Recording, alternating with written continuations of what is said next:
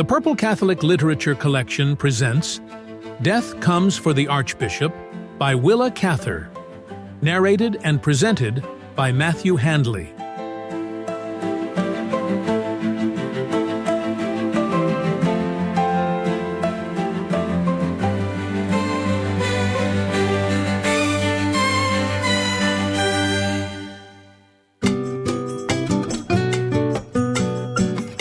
Hello everyone and welcome to the program. I'm Matthew Handley. In today's episode of Death Comes for the Archbishop, we are reading Book 6, a story about some of Bishop Latour's friends there in Santa Fe. In the second half of the program, Franz Klein returns to discuss the Christian symbols in two previous stories in the book. But first, Death Comes for the Archbishop.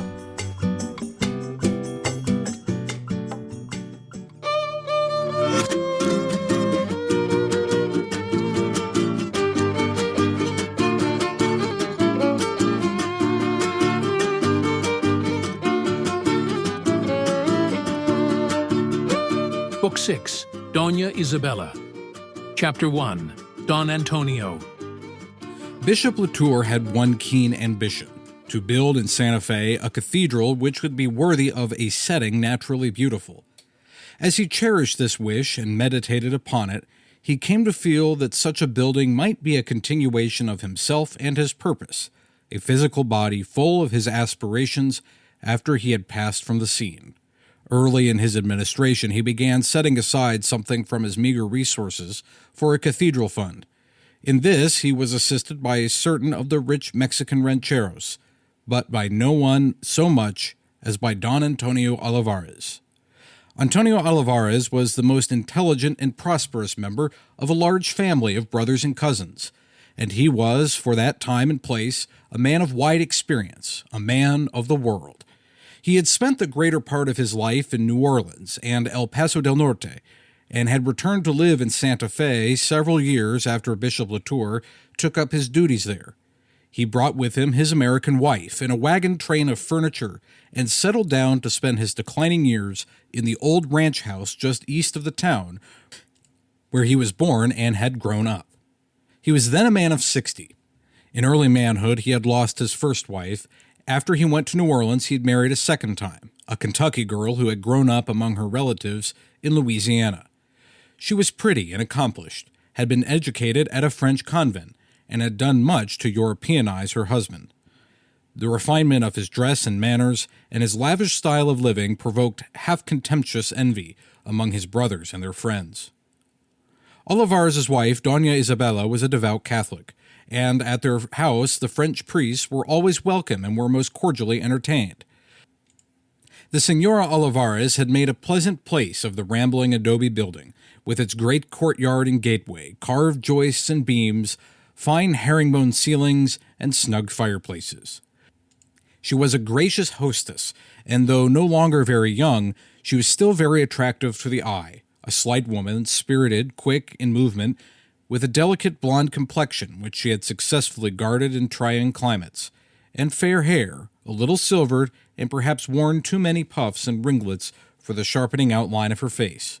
She spoke French well, Spanish lamely, played the harp, and sang agreeably. Certainly it was a great piece of luck for Father Latour and Father Vaillant, who lived so much among peons and Indians and rough frontiersmen, to be able to converse in their own tongue now and then with a cultivated woman, to sit by that hospitable fireside in rooms enriched by old mirrors and engravings and upholstered chairs, where the windows had clean curtains and the sideboard and cupboards were stocked with plate and Belgian glass. It was refreshing to spend an evening with a couple who were interested in what was going on in the outside world, to eat a good dinner and drink good wine, and to listen to music. Father Joseph, that man of inconsistencies, had a pleasing tenor voice, true, though not strong. Madame Olivares liked to sing old French songs with him. She was a little trifle vain, it must be owned, and when she sang at all, insisted upon singing in 3 languages, never forgetting her husband's favorites, La Paloma and La Golondrina, and My Nellie Was a Lady. The Negro melodies of Stephen Foster had already traveled to the frontier, going along the river highways not in print, but passed on from one humble singer to another.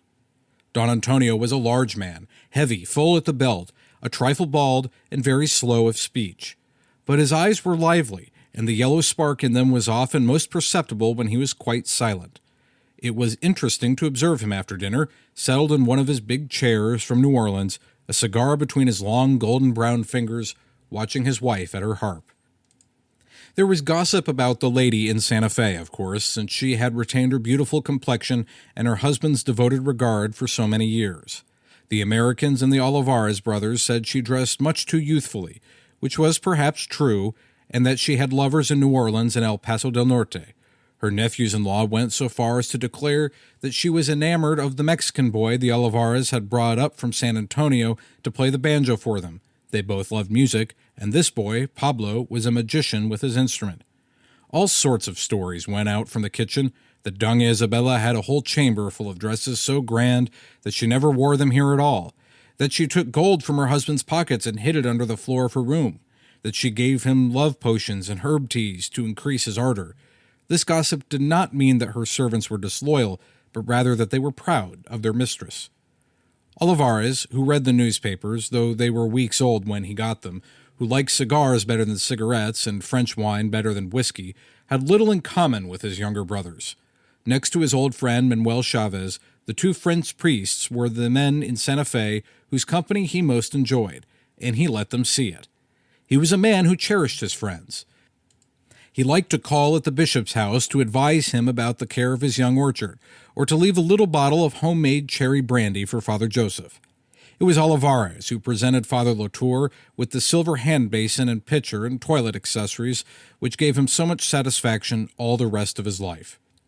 There were good silversmiths among the Mexicans of Santa Fe, and Don Antonio had his own toilet set copied and hammered silver for his friend. Doña Isabella once remarked that her husband always gave Father Villant something good for the palate, and Father Latour something good for the eye. This couple had one child, a daughter, the Señorita Inez, born long ago and still unmarried. Indeed, it was generally understood that she would never marry. Though she had not taken the veil, her life was that of a nun. She was very plain and had none of her mother's social graces, but she had a beautiful contralto voice. She sang in the cathedral choir in New Orleans and taught singing in a convent there. She came to visit her parents only once after they settled in Santa Fe, and she was somewhat a somber figure in that convivial household. Doña Isabella seemed devotedly attached to her, but afraid of displeasing her. While Inez was there, her mother dressed very plainly, pinned back the little curls that hung over her right ear, and the two women went to church together all day long. Antonio Olivares was deeply interested in the bishop's dream of a cathedral. For one thing, he saw that Father Latour had his heart set on building one, and Olivares was the sort of man who liked to help a friend accomplish the desire of his heart. Furthermore, he had a deep affection for his native town. He had traveled and seen fine churches, and he wished there might someday be one in Santa Fe.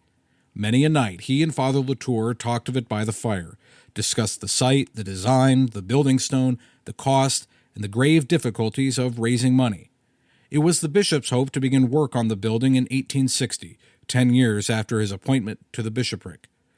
One night, at a long-remembered New Year's party in his house, Olivares announced in the presence of his guests that before the New Year was gone he meant to give the cathedral fund a sum sufficient to enable Father Latour to carry out his purpose. That supper party at the Olivares was memorable because of this pledge, and because it marked a parting of old friends. Doña Isabella was entertaining the officers at the post, two of whom had received orders to leave Santa Fe. The popular commandant was called back to Washington. The young lieutenant of the cavalry, an Irish Catholic, lately married and very dear to Father Latour, was to be sent further west. Before the next New Year's Day came round, he was killed in Indian warfare on the plains of Arizona. But that night the future troubled nobody. The house was full of light and music, the air warm with that simple hospitality of the frontier, where people dwell in exile, far from their kindred, where they lead rough lives and seldom meet together for pleasure. Kit Carson, who was greatly admired by Madame Olivares, had come the 2 days' journey from Taos to be present that night, and brought along his gentle half-breed daughter, lately home from a convent school in St. Louis.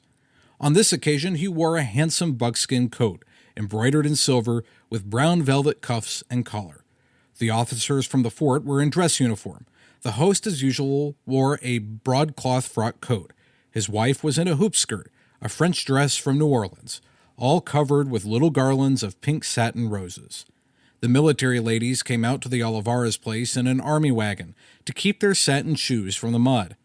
The bishop had put on his violet vest, which he seldom wore, and Father Vaillant had donned a fresh new cassock, made by the loving hands of his sister Philomene in Riom. Father Latour had used to feel a little ashamed that Joseph kept his sister and her nuns so busy making cassocks and vestments for him, but the last time he was in France, he came to see this all in another light. When he was visiting Mother Philomene's convent, one of the younger sisters had confided to him what an inspiration it was to them, living in retirement, to work for the faraway missions. She told him also how precious to them were Father Vaillant's long letters in which he told his sister of the country, the Indians, the pious Mexican women, the Spanish martyrs of old. These letters, she said, Mother Philomene read aloud in the evening. The nun took Father Latour to a window that jutted out and looked up the narrow street to where the wall turned at an angle, cutting off further view. "Look," she said, "after the mother has read us one of these letters from her brother, I come and stand in this alcove to look up our little street with its one lamp, and just beyond the turn there is New Mexico, and all that he has written us of those red deserts and blue mountains, the great plains and the herds of bison and the canyons more profound than our deepest mountain gorges. I can feel that I am there. My heart beats faster, and it seems but a moment until the retiring bell cuts short my dreams." The bishop went away believing that it was good for these sisters to work for Father Joseph. Tonight, when Madame Olivares was complimenting Father Vaillant on the sheen of his poplin and velvet, for some reason Father Latour recalled that moment with the nun in her alcove window, her white face, her burning eyes, and sighed. After supper was over and the toasts had been drunk, the boy Pablo was called in to play for the company while the gentlemen smoked. The banjo always remained a foreign instrument to Father Latour. He found it more than a little savage. When this strange yellow boy played it, there was a softness and languor in the wire strings, but there was also a kind of madness, the recklessness, the call of wild countries which all these men had felt and followed in one way or another. Through clouds of cigar smoke, the scout and the soldiers, the Mexican rancheros and the priests, sat silently watching the bent head and crouching shoulders of the banjo player, and his seesawing yellow hand, which sometimes lost all form and became a mere whirl of matter of motion, like a patch of a sandstorm. Observing them thus in repose, in the act of reflection, Father Latour was thinking how each of these men not only had a story, but seemed to have become his story. Those anxious, far-seeing blue eyes of Carson's, to whom could they belong to but a scout and a trail-breaker? Don Manuel Chavez, the handsomest man of the company, very elegant in velvet and broadcloth, with delicately cut, disdainful features. One had only to see him across the room, or to sit next to him at dinner, to feel the electric quality under his cold reserve, the fierceness of some embitterment, the passion for danger. Chavez boasted his descent from 2 Castilian knights who freed the city of Chavez from the Moors in 1160. He had estates in the Picos and in the San Mateo Mountains, and a house in Santa Fe, where he hid himself behind his beautiful trees and gardens. He loved the natural beauties of his country with a passion, and he hated the Americans who were blinded to them. He was jealous of Carson's fame as an Indian fighter, declaring that he had seen more Indian warfare before he was 20 than Carson would ever see. He was easily Carson's rival as a pistol shot. With the bow and arrow, he had no rival. He had never been beaten. No Indian had ever been known to shoot an arrow as far as Chavez. Every year, parties of Indians came up to the villa to shoot with him for wagers. His house and stables were full of trophies. He took a cool pleasure in stripping the Indians of their horses or silver blankets or whatever they had put up on their man. He was proud of his skill with Indian weapons. He had acquired it in a hard school. When he was a lad of 16, Manuel Chavez had gone out with a party of Mexican youth to hunt Navajos. In those days, before the American occupation, hunting Navajos needed no pretext. It was a form of sport. A company of Mexicans would ride west to the Navajo country, raid a few sheep camps, and come home bringing flocks and ponies and a bunch of prisoners, for every one of whom they received a large bounty from the Mexican government. It was with such a raiding party that the boy Chavez went out for spoil and adventure. Finding no Indians abroad, the young Mexicans pushed on further than they had intended. They did not know that it was the season when all the roving Navajo bands gathered at the Canyon de Chelly for the religious ceremonies. They had rode on impetuously until they came out upon the rim of that mysterious and terrifying canyon itself, then swarming with Indians. They were immediately surrounded, and retreat was impossible. They fought on the naked sandstone ledges that overhung that gulf. Don Jose Chavez, Manuel's older brother, was captain of the party, and he was the first one to fall. The company of 50 were slaughtered to a man. Manuel was the 51st, and he survived. With 7 arrow wounds and 1 shaft clear through his body, he was left for dead in a pile of corpses. That night, while the Navajos were celebrating their victory, the boy crawled along the rocks until he had high boulders between him and his enemy, and then he started eastward on foot. It was summer, and the heat of the red sandstone country is intense. His wounds were on fire, but he had the superb vitality of early youth. He walked for 2 days and nights without finding a drop of water, covering a distance of 60-odd miles across the plain, across the mountain, until he came to the famous spring on the other side, where Fort Defiance was afterward built. There he drank and bathed his wounds and slept. He had no food since the morning before the fight. Near the spring he found some large cactus plants, and slicing away the spines with his hunting knife, he filled his stomach with the juicy pulp. From here, still without meeting a human creature, he stumbled on until he reached the San Mateo Mountain, north of Laguna. In a mountain valley, he came upon a camp of Mexican shepherds and fell unconscious. The shepherds made a litter of saplings in their sheepskin coats and carried him on to the village of Cebolleta, where he lay delirious for many days. Years afterward, when Chavez came into his inheritance, he bought that beautiful valley in the San Mateo Mountain where he had sunk unconscious under 2 noble oak trees. He built a house between those twin oaks and made a fine estate there. Never reconciled to American rule, Chavez lived in seclusion when he was in Santa Fe. At the first rumor of an Indian outbreak, near or far, he rode off to add a few more scalps to his record. He distrusted the new bishop because of his friendliness toward Indians and Yankees. Besides, Chavez was a Martinez man. He had come here tonight only in compliment to Senora Olivares. He hated to spend an evening among American uniforms. When the banjo player was exhausted, Father Joseph said that as for him, he would like a little drawing-room music, and he led Madame Olivares to her harp. She was very charming at her instrument. The pose suited her tilted canary head and her little foot and white arms.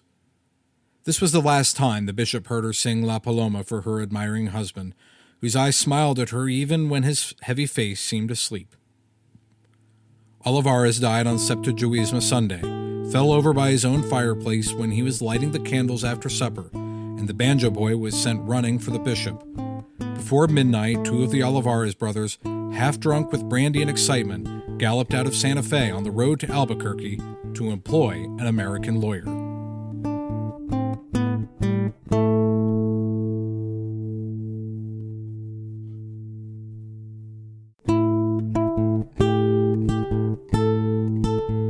Chapter 2, The Lady.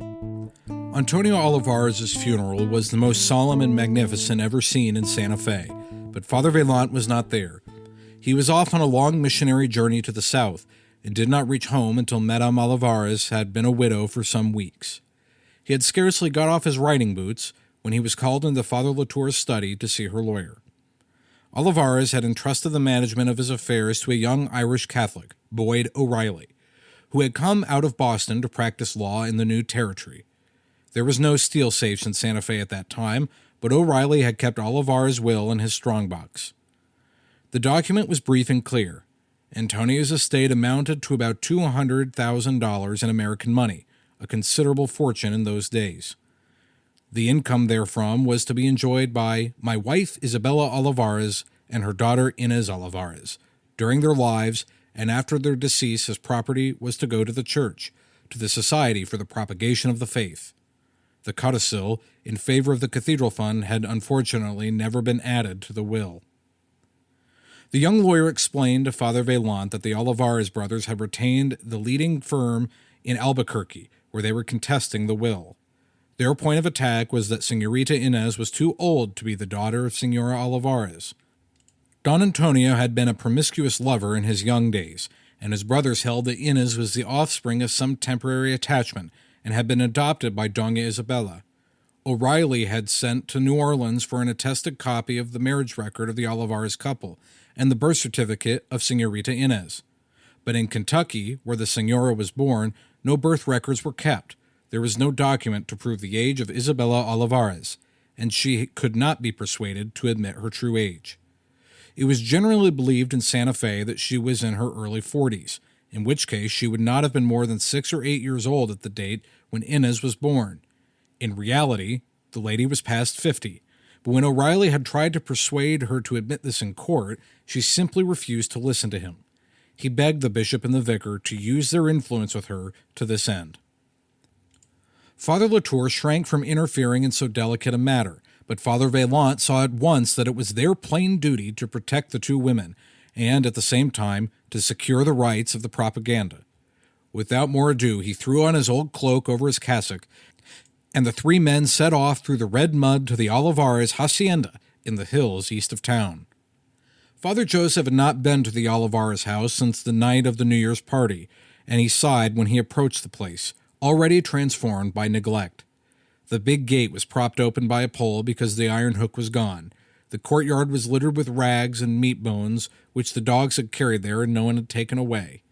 The big parrot cage, hanging in the portale, was filthy, and the birds were squalling.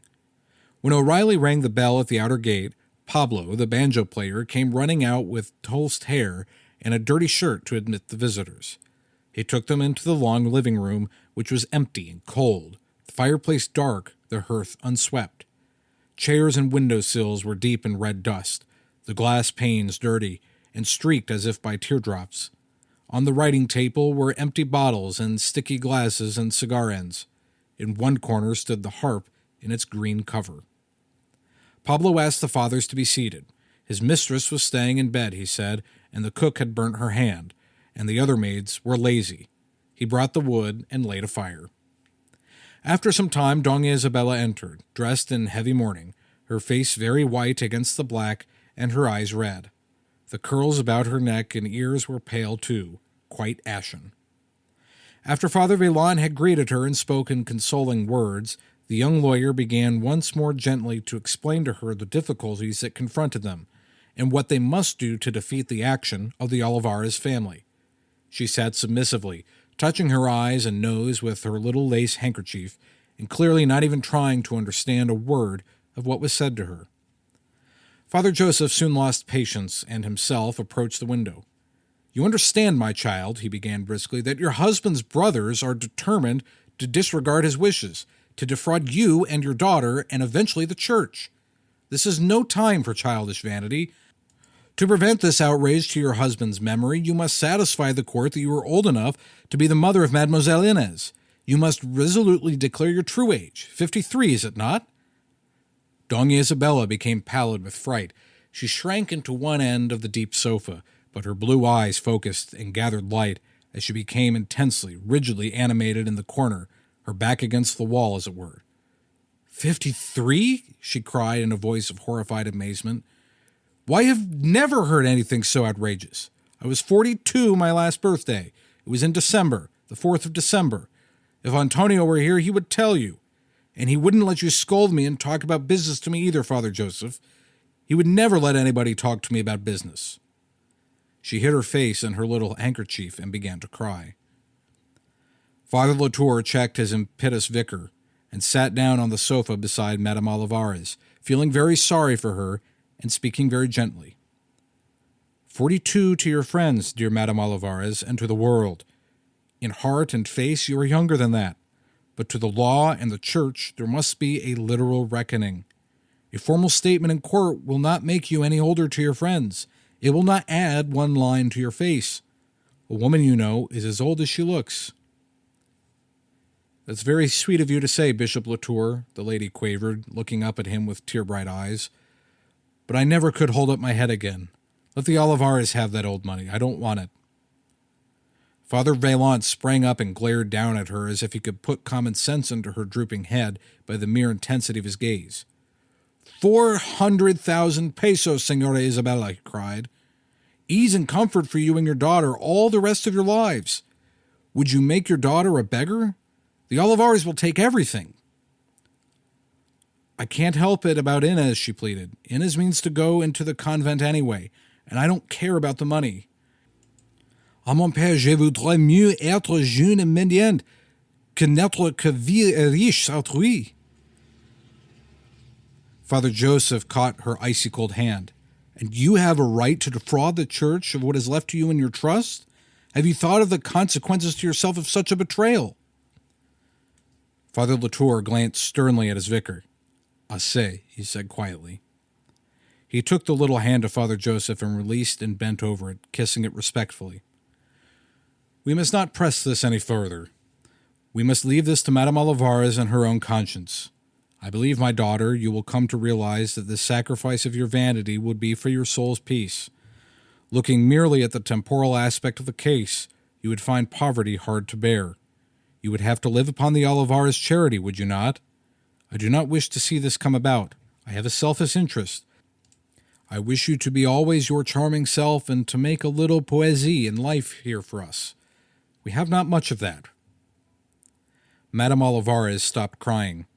She raised her head and sat drying her eyes. Suddenly she took hold of one of the buttons of the bishop's cassock and began twisting it with nervous fingers.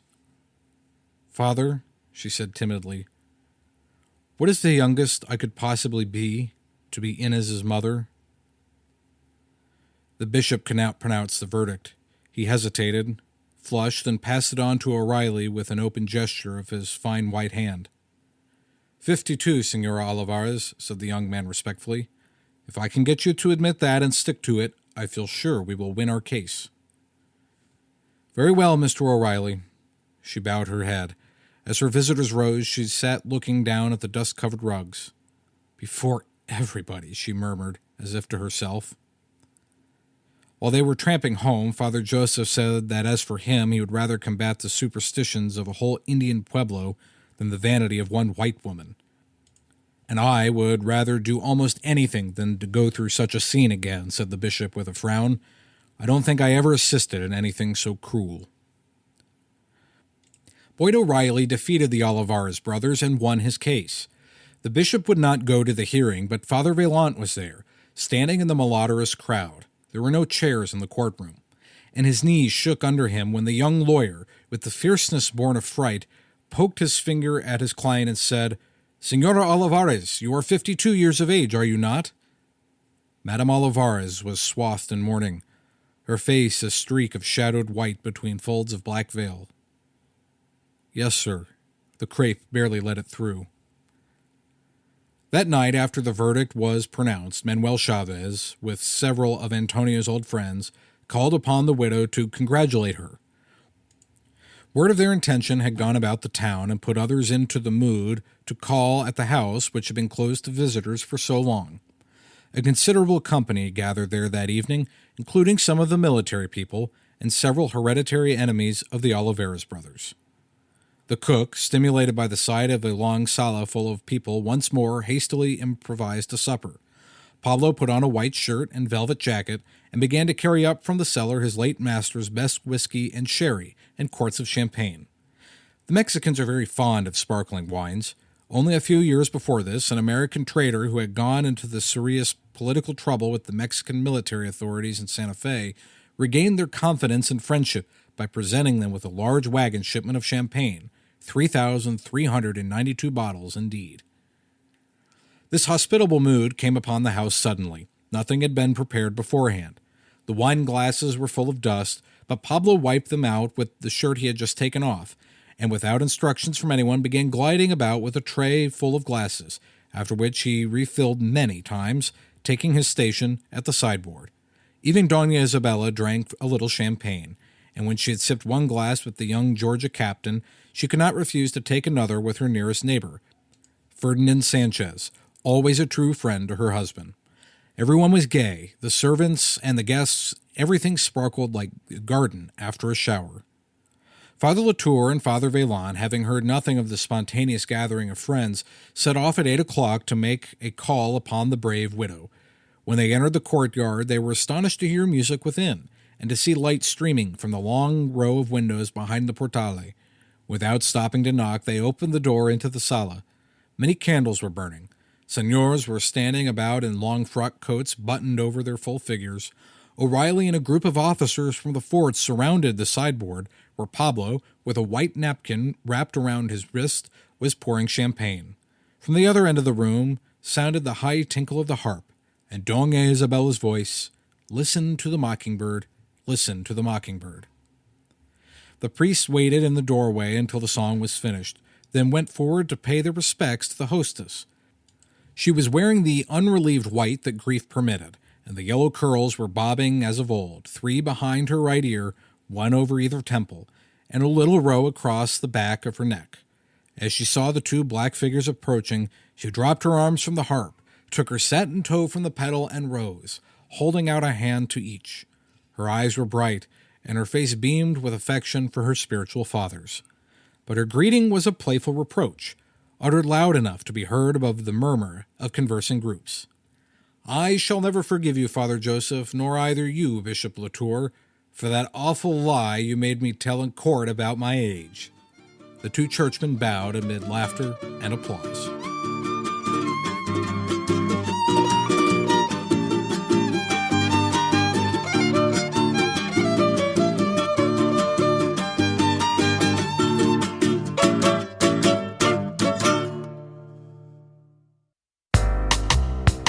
Coming up, the question is, how could you not think of St. Mary Magdalene about the encounter with Christ and the way that Christ forgives? Now this. Support for this program comes from Hotels.com, an online travel service offering booking options for accommodations worldwide. Hotels.com provides tools to compare and book hotels, vacation rentals, and other lodging types, with a wide selection available across various destinations. More information is available at purplecatholic.com/hotels. And by Audible, an audiobook and spoken word entertainment service offering a wide selection of audiobooks, podcasts, and Audible originals, including titles such as Pope Francis's God is Young and Pope Benedict XVI's Jesus of Nazareth. More information is available at audibletrial.com/purple.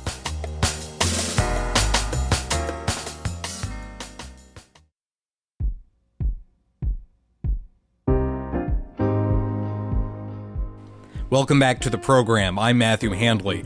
Willa Cather's Death Comes for the Archbishop is filled with Christian symbols and parallels with Scripture.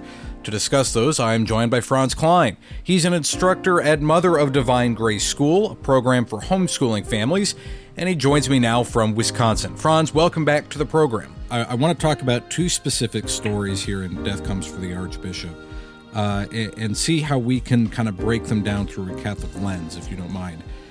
The first being the story of Magdalena. This is the woman that Bishop Latour and Father Velan somehow managed to inspire her to leave her murderous, her thieving husband. They met him in the rain when they were on their way to Mora.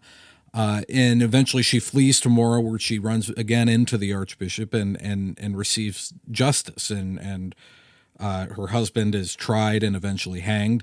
She goes on and returns to Santa Fe and works for the church in various different regards, working in the school and around the cathedral as well.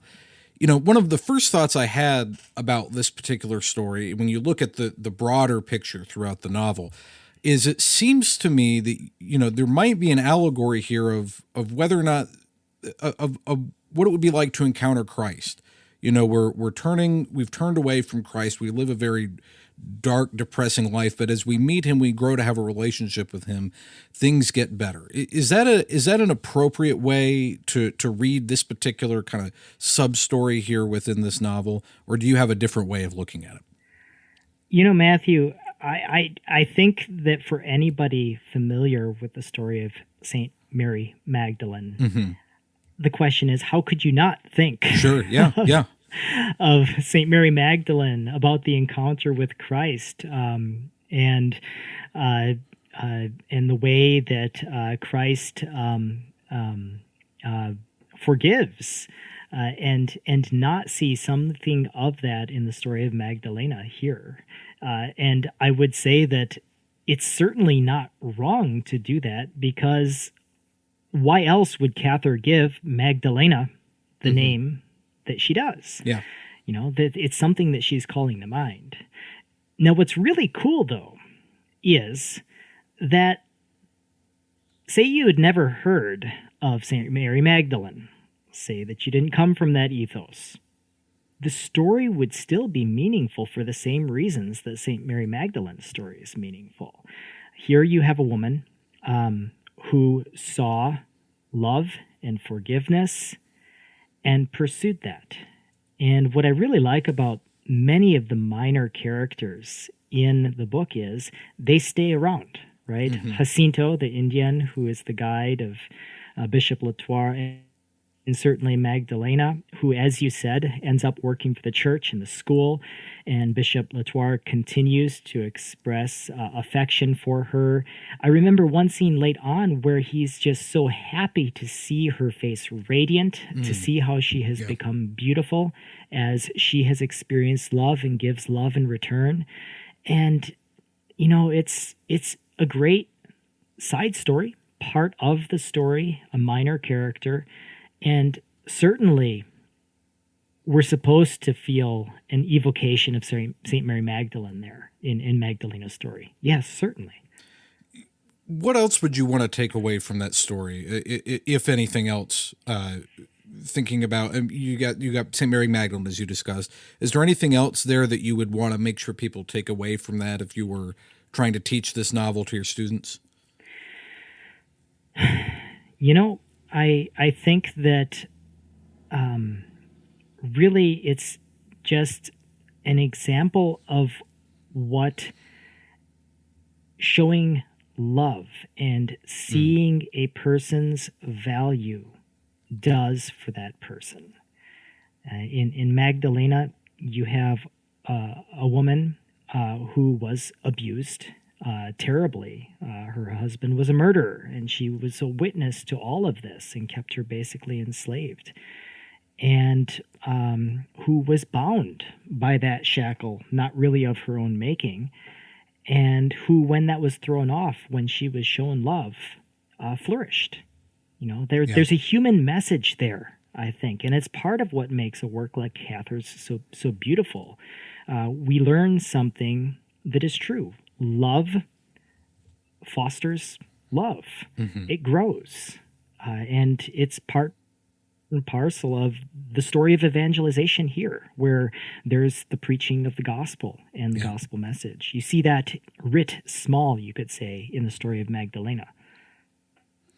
Let's talk about another one of the stories in the novel, and that's about Padre Martinez and his friend Padre Lucero.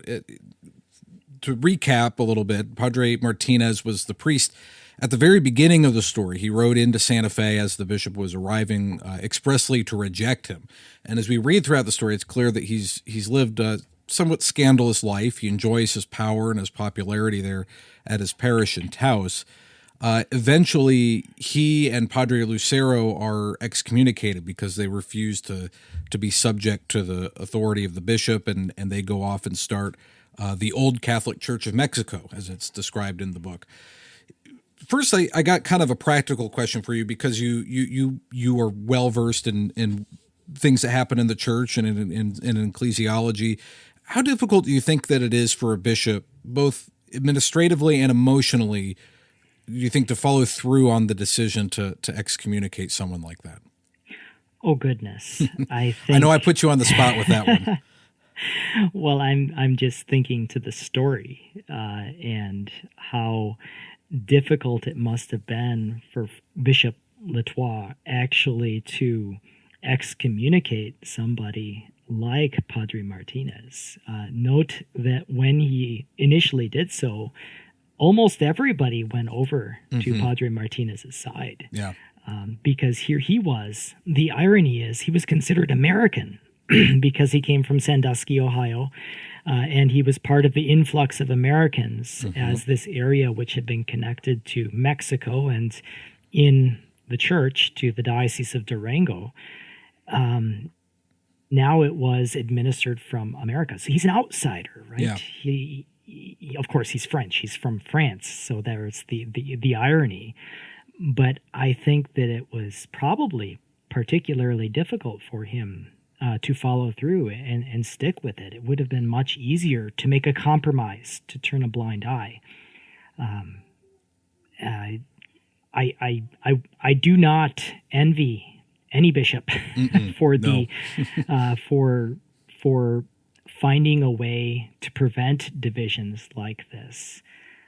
Of course, in the story, we get the long picture. We don't get the sudden headline, church split, right? That happens in the short term, but ultimately what we get in the story, of course, is the death of Padre Martinez and subsequently the death of his friend Padre Lucero as well. And in the long term, Christ wins. In the long term, Christ's church wins.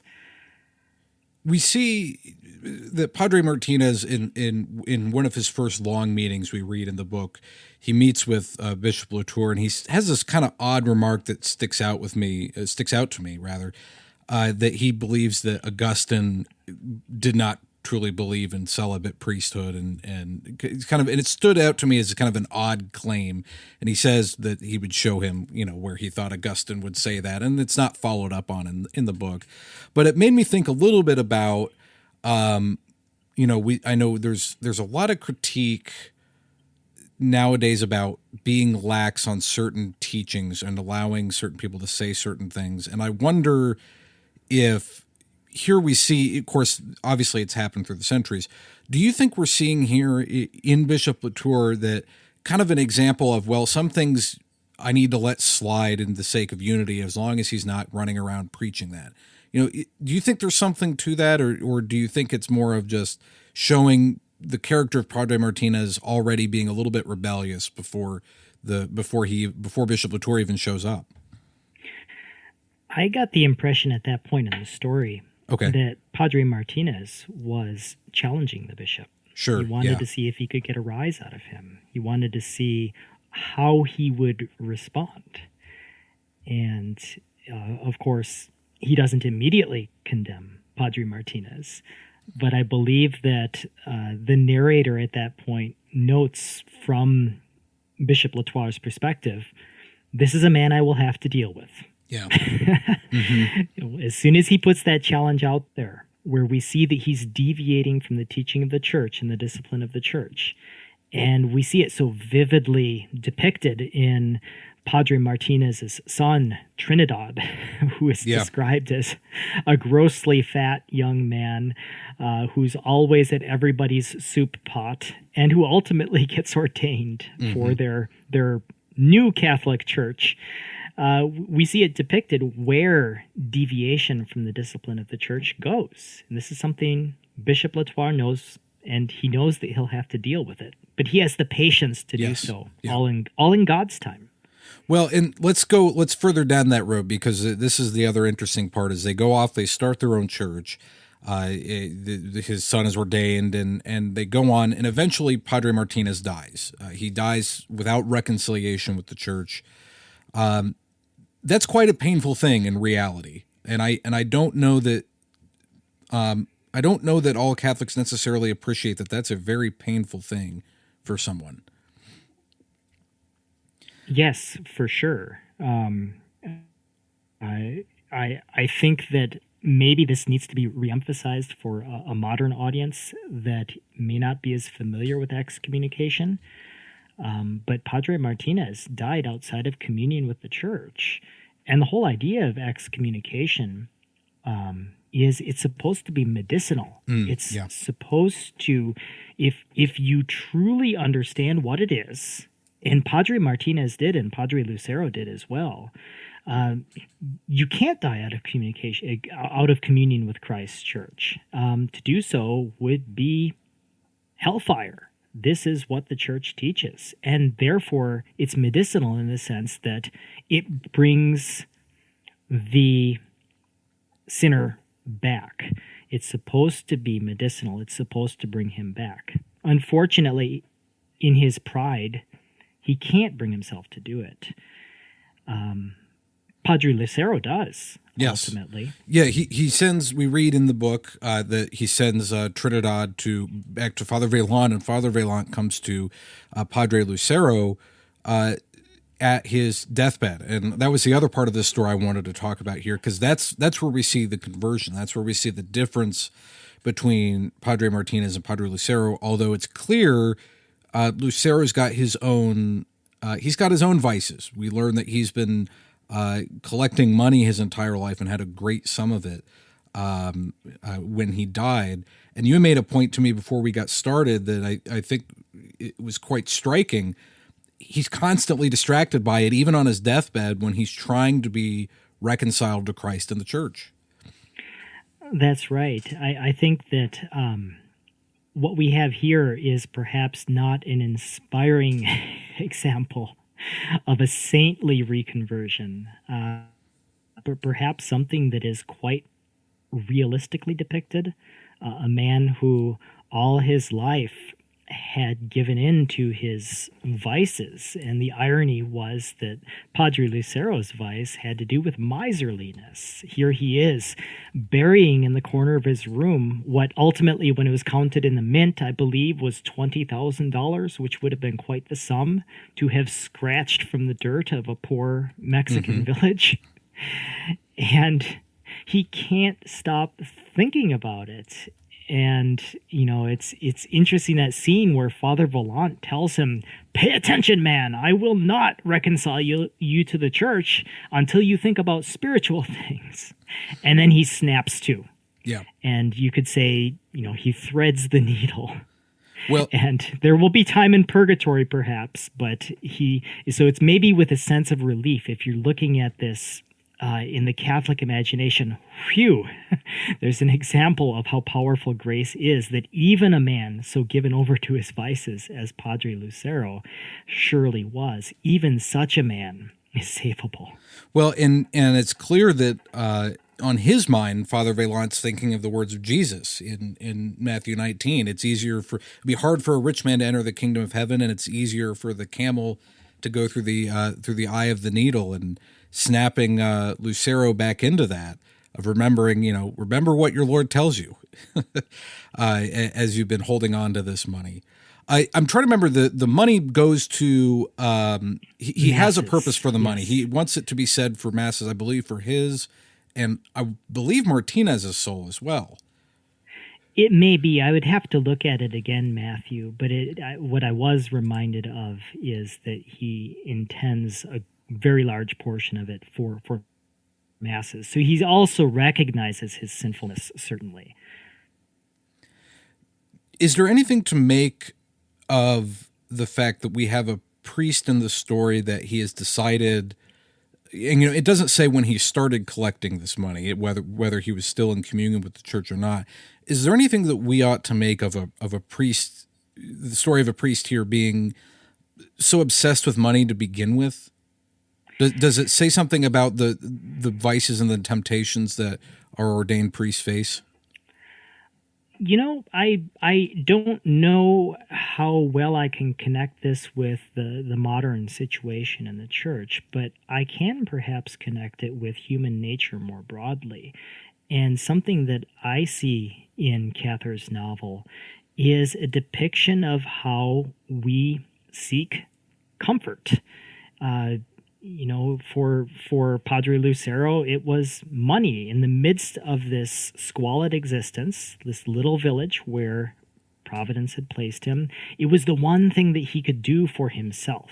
There's a story elsewhere of the legend of Fray Baltazar from generations prior for the Indians at Acoma, where, he had made himself a garden, and he could retreat into his garden. In the midst of the harshness of that particular region, he could imagine that he was where he had come from. And even our saintly characters in there, they desire their creature comforts as well. Yeah. Yep. There's the early scene, I believe it's a Christmas meal, where Father Vaillant is able to make Bishop Latour a meal which is reminiscent of what they would have eaten in France. And for just a moment, they're able to relax. They've found comfort.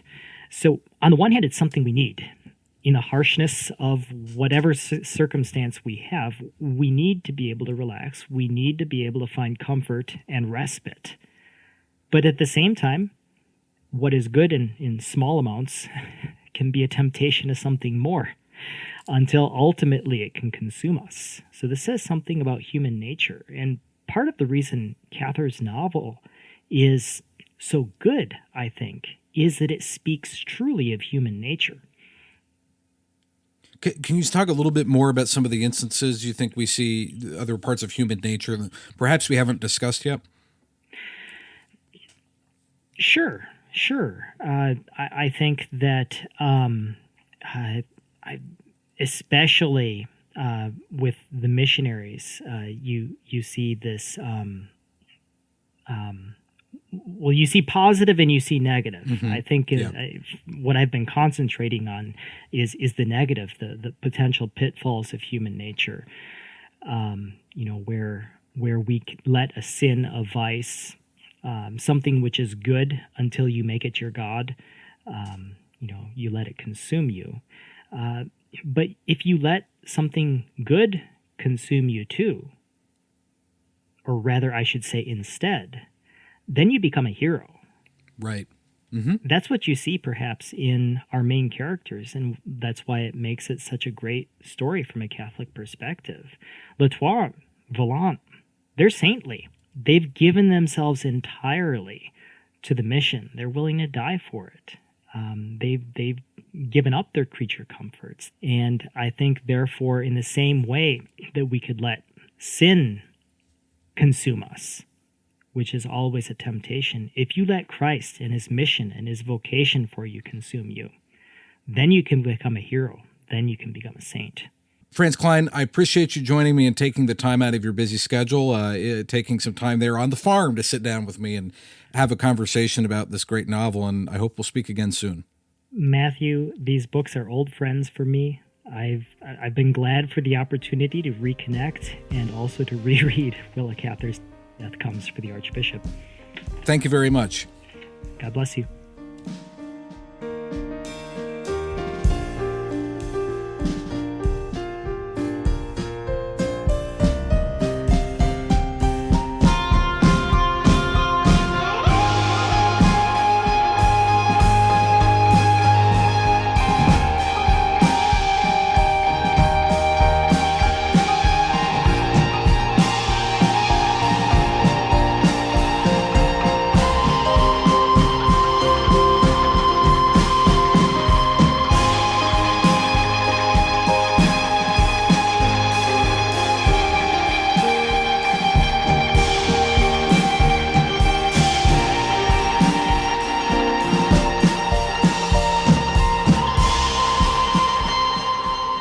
Next week, Father Vaillant travels to distant missions and Marcus Peter returns to talk more about preaching.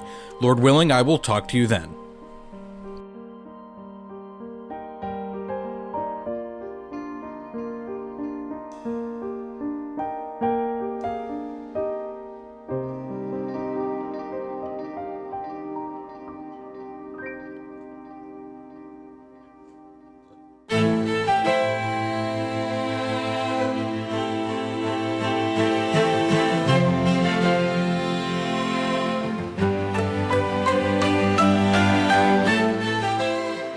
Special thanks to our broadcast partners. The Purple Catholic Literature Collection presents Death Comes for the Archbishop, narrated and presented by Matthew Handley. Copyright 2025 M.H. Media Ventures, LLC. All rights reserved. For more, visit purplecatholic.com.